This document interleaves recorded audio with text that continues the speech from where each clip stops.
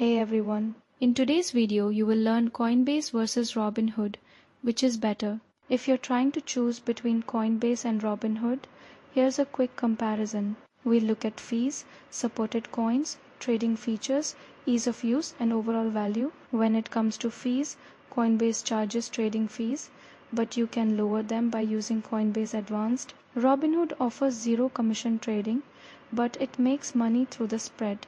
So using limit orders is the best way to avoid paying more than expected.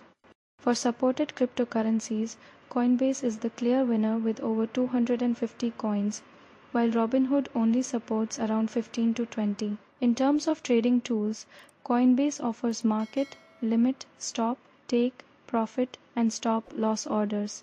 Robinhood has fewer order types, making it better suited for beginners.